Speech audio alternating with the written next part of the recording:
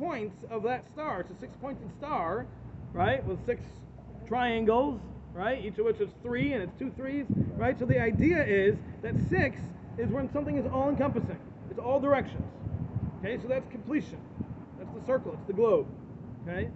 Then the number 10, whenever you multiply something by 10, you're bringing it to its, you're multiplying it. That's like the way to multiply something is when you multiply by 10. 10 is the number, also a number that represents completion, but it's a group. 10 is already a full group. A minyan is 10. Ada is 10. There were 10 utterances that created the world. So the completion of the world was done through 10 steps, right? 10 plagues, 10 tests, 10 words, right? Lots of 10s, 10 generations, 10 spheres. It's all the idea of 10, because 10 is when you take something and you complete it in its wholeness, you expand it, essentially. This is above completion. Yeah, that's right. That's right. So when you take something which is complete already, the number 6, and you multiply it by 10, you just expanded it to its fullest, right? It's now reached its potential, essentially. Then, he says, the highest number that the Torah ever uses is Revava. Revava is 10,000. That's the highest number in the Torah. It's the highest number that exists. Okay? It's 10,000. Everything else is multiplied however many 10,000s. But the word Revavos, is 10,000. So he says, to take the ultimate of completion, the number 6, and you expand it to its fullest by multiplying it by 10, 60, and then you have that by 10,000, that is the absolute completion of all completions. That's the number 600,000. Which is why when the Torah describes 600,000, it says 60 10,000s. Right? That's what Klal Yisrael describes. 600,000 is 60 10,000s. Okay? So, and that greatness, that number is the ultimate. It's the zenith of the concept of something which is complete. And that's Klal Yisrael. Klal Yisrael is that 600,000. That's who we are. That's what we're represented in the Torah. It says that there are 600,000 words in the Torah, but if you count them, you'll see there's actually more. There's more than 600,000. Why does it say 600,000? Because it's the concept. The concept is that the number 600,000, 60 10,000s, that is the idea of the ultimate level of completion. And that's what Klal Yisrael is. That's what the Torah is. And that is what is being mentioned over here. So he's saying that when we as Klal Yisrael are in this world, we are the ultimate completion of the world, and everything that's going to happen and needs to happen is all about us, because we are that 600,000. That's us.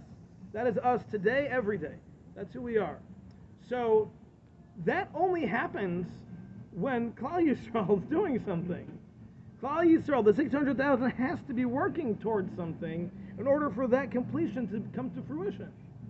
So whenever we connect with another Jew and we're doing something with them, something positive, we're taking part of that 600,000.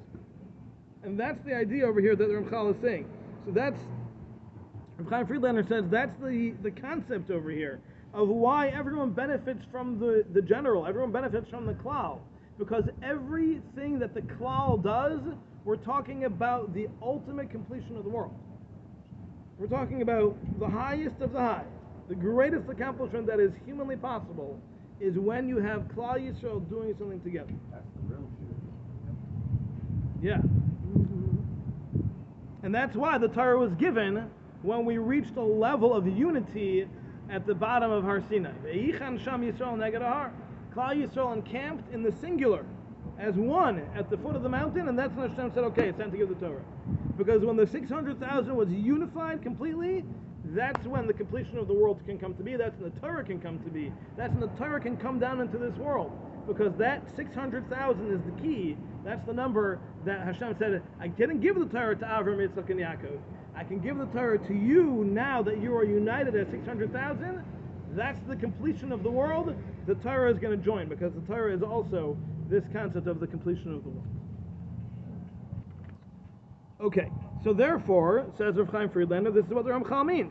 It's very understandable how we have the reward joining with others, because this concept of connection, of completion of the klal work, that is all representative in the actions that we do, and therefore is also going to be part of the reward that we receive. Okay, does this help? Does this make a little bit more sense for everybody?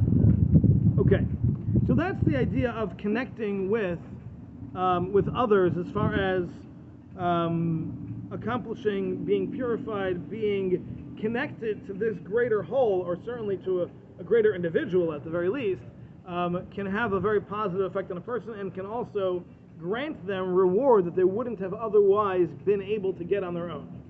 So according to what he's saying here, you could have someone who was simply on the receiving end of chesed, and that itself will get them into Olam Haba, because they received. Not even because they did anything. They may have never done a mitzvah, but the fact that they were the catalyst for a mitzvah to be done by someone else, they are also going to have a part in that. So it's, remember when I was in Scranton, I used to eat at someone's house. A friend of mine, his parents, Alex Gans. Alex Gans is he owns a garage door company. Great guy, really nice family. And I used to eat at their house. And one time he said a Dvar Torah, and he said, he was giving this whole thing about how receiving is really also giving. And we constantly joked about that. All the time. We would constantly be joking about that. And the idea there I didn't really fully grasp. But the idea there is that if a person receives graciously, they are enabling someone else to do a mitzvah. Not only is there merit in being the enabler, but there's merit for you in the fact that you are now a part of that mitzvah. And that's a huge deal. So people go through times in their lives where they're forced to become receivers. And they're not used to that. They're used to being givers. I personally went through that when Yeshaya got sick. And the amount of sheer manpower it takes to deal with a baby in the hospital for a year is like unimaginable. It takes a village. It does. And the village, was up to the task and stood in and did every single thing and more. And for us, we had to go through a major transition because we're always givers. That's who we are. That's who we want to be. We want to be on the giving end, not on the receiving end. But our hands were tied. We had to learn how to be receivers and how to do so graciously. And it took a lot. It took a lot to learn that. But once I learned that, I was able to then pass that message on to others. And there were other people who were also put into situations where they needed to become receivers and they needed coaching. Just like I needed coaching when I went through it and I had to go through that change, I went and was able to coach others. And I think it's a very, very important thing, and that's really what he's talking about over here, is that if you learn to receive graciously and allow others to do their mitzvahs by giving you learn how to do that properly, and there's a right way and a wrong way. But if you do it the right way, that not only is benefiting you as the receiver, it's benefiting all of Klal Yisrael. So it's a very important skill, and that's what he's saying over here. He's saying, so by being even on the lower rung and being on the receiving end, but the fact that you're connecting with somebody great is itself a ticket into the world to come, a ticket into Olam Haba. Now, it's important to note, Ella, as he continues, you have to realize that if the only way you're getting into Olam Haba is because you connected with somebody great, you're not going to be on the top when you get there. You're going to be on the bottom because you're not there of your own merit. You're only there because of somebody else. So you're going to be at the bottom, but you'll be there. And that's a big step.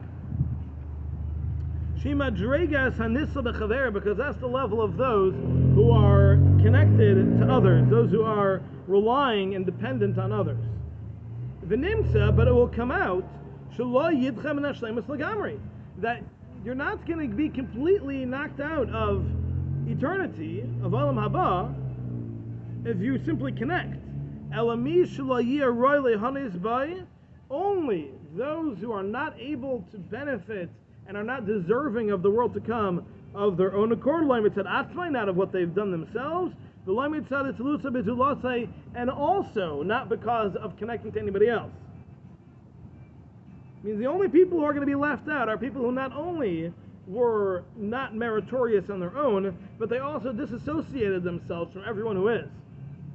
But by associating yourself, that's all, that itself can get you into Olam Haba. You'll be at the bottom. Granted, you'll be at the bottom, but you'll be in. You won't be out. And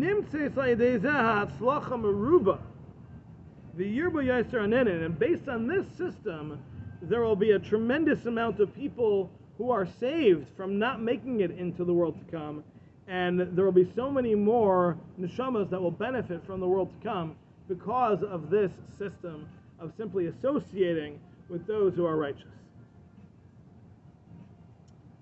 V'ulam, however, hananim u'mahanim la'acherim, those who benefit and give benefit to others, v'adai she'ilu yiyu ha'yaiser gedolim b'kibbutzu, certainly they will be the greatest in the group. Once you get up there, as we've learned, not everyone's on the same level. The people who are only there on account of someone else are going to be at the very bottom, and the people who are there and they dragged all these other people in with them, they're going to be on the top because they're the greatest. The Hem Yu Harashim, they'll be the ones, the leaders. V'atzrichim litlois bam, and those who are dependent on them, yiyu mishubadim lahem atzrichim lahem, they will need these leaders, and they will be subservient to them even in the world to come. Which is also a very fascinating concept. That means, what he's saying here is that not only will the association not get you very far, it'll get you into the world to come, but that association will continue even once you're there. An example that one of the commentaries, I don't remember which one, Chaim Friedlander also, he brings that a way to understand this is that when we get to the world to come, Moshe Rabbeinu is going to be there teaching Torah, right?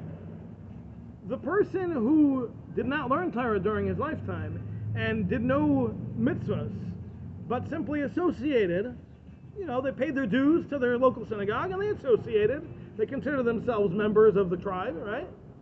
Those people will make it. They'll be in there, but they were not going to understand anything Moshe Rabbeinu is talking about because they never developed themselves. So they're still going to need the rabbi of the congregation that they were associated with to now explain to them what the heck is he talking about.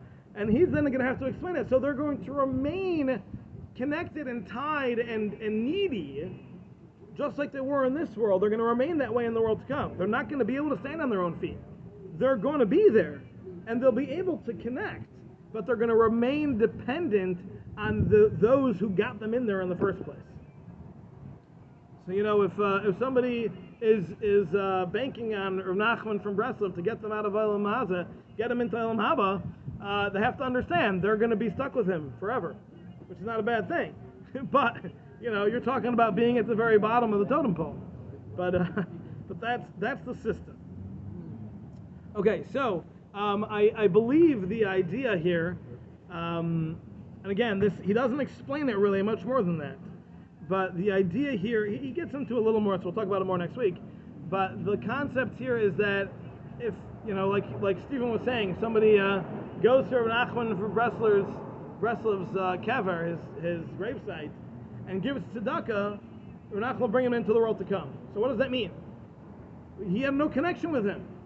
What that means is that by giving tzedakah, by performing a mitzvah, and Rav Nachman's the one who convinced you to do that, even post-mortem. But if you're reading his books and you're like, oh wow, let me go do this, and you go and you give tzedakah because of Rav Nachman told you to, 600 years ago, it's still going to be to his benefit. Rav Nachman's still going to be connected to you because now he is the reason that you did a mitzvah in this world. And therefore he's going to be able to pull you out and pull you into Olam Haba. How? Because he is the cause for you doing a mitzvah. So by doing a single mitzvah because of somebody, you can benefit in the world to come. And I will take it a step further. Even if you're on the receiving end, you've never even done a mitzvah.